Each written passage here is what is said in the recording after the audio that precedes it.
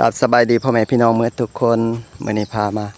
อัปเดตสวนแตงเด้อพี่น้องหลังจากที่คอยปลูกไปโดนพี่น้องคอยบ่ได้พามาเบิ่งเมื่อนี้คอยก็เก็บขายได้อพี่น้องแต่ว่าคอยบ่ได้ถ่ายคลิปได้บ่ทันหลายดอกพี่น้องเพราะว่าฮักก็เริ่มเก็บพี่น้องมาเบิ่งพี่น้องเป็นตาสิได้กินบ่โอ้ยฝนบ่ตกโดนแล้วก็น้ำก็แห้งเด้ขอยบ่ทันได้เปิดน้ำใส่มื้ออื่นเขาสิเปิดน้ำใส่นี่พี่น้องหมากมัน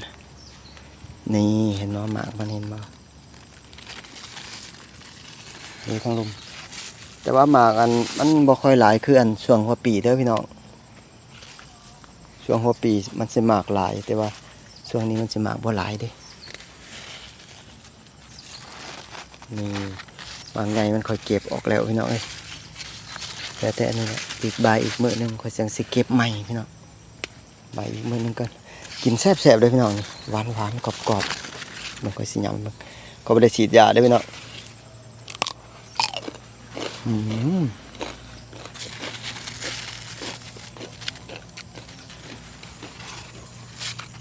หวานบางอย่าง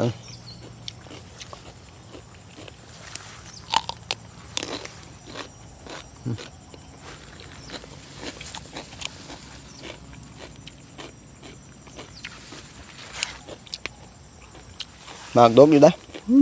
เอาช้อนหยาไปหน่อย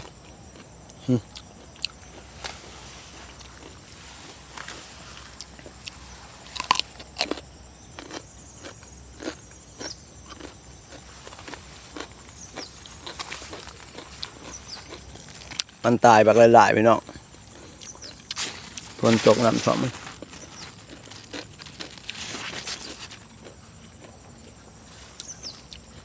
น้ำท่วมพี่น้องมันตาย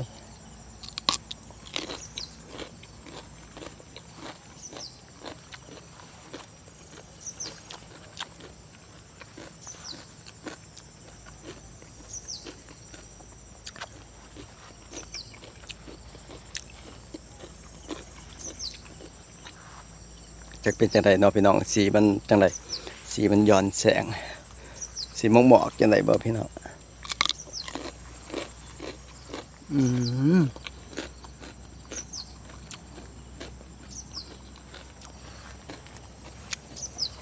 กรอบหวานนะพี่น้อง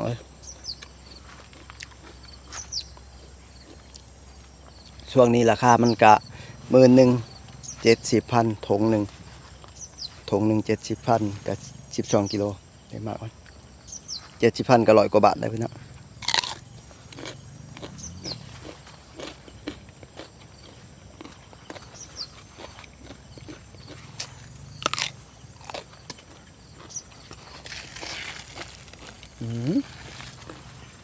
มันใหญ่บ่เห็นมัน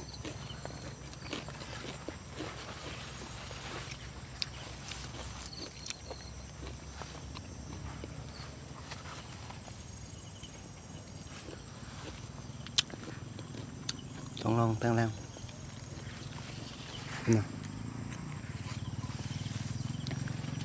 พี่หมากอยู่พี่หลาย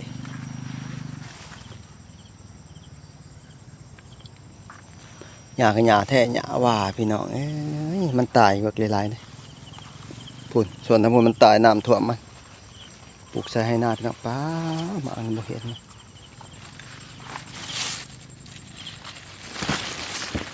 คิดออกก่อนใหญ่เกินโอ้ยกลนแม่งจัด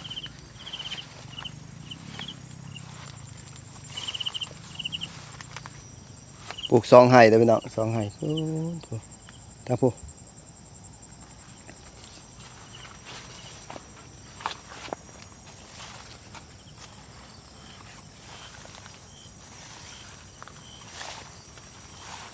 นี่บ่อนมันตายอยู่วางนี้น้ำท่วมมันนี่พุ่นนะโอ้แต่เสียดายเนาะพี่น้องทั้งส่วนพุ่นย่างพุ่นตายอยู่แถวนี้ทำพุ่นขอวานเขาแล้วบ่ได้พี่น้องไปรอเบิ่งเด้ให้ทั้งนี้ก็ตายหลายกันพี่น้องน้ำท่วมมันเบิ่งหญ้าบ่มีเวลามาเกี่ยวไปให้งัวก็ดีเด้อพี่น้องพี่ข้างนี้ก็ งามงามแทะงามหวานอย่างเงี้ยนี่ก็ได้พุ่นเขาค่อยหวานมันเกิดหญ้าก็หลายพี่น้องสิได้กินบ่โพดโพอีหลีเด้เมื่อเช้านี้ก็หวานทั้งพูนผู้หวานใหม่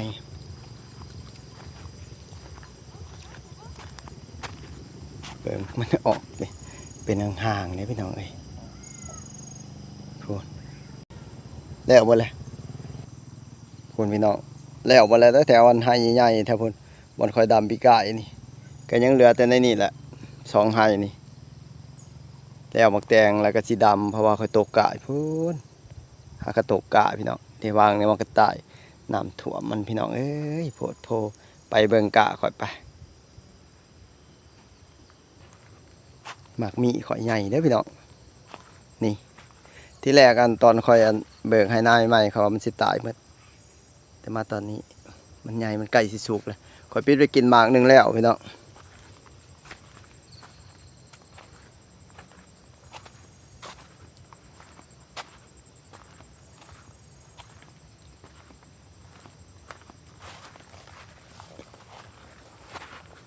อันนี้ปลาอ้อยข่อยมันหาก็ขึ้นข่อยปลูกวางอันนั้นเด้วางแล้วเขานะตอนนั้นมาขี้ไล่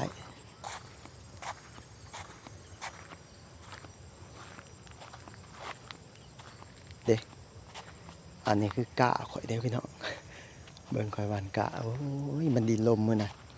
ไปยากรถไถมันคาพี่น้องเอ้ยมันลงคงเคงไปมันสิพอดำบ่เบิ่งตอนนั้นน้ำมันอังนี่แหละมักแตงเพราะมันตายนะพี่น้องถ้ามันบ่ตายก็สิได้หลายอยู่อยู่นั่นก็สิเป็นสวนอ้อยพี่น้องเอ้ยเด้กำลังปลูกใหม่เอาล่ะพี่น้องสำหรับคลิปนี้ก็จะขอจบคลิปลงเพียงเท่านี้เด้อพี่น้องขอบคุณทุกกำลังแรงใจทุกคอมเมนต์ทุกการติดตามรับชม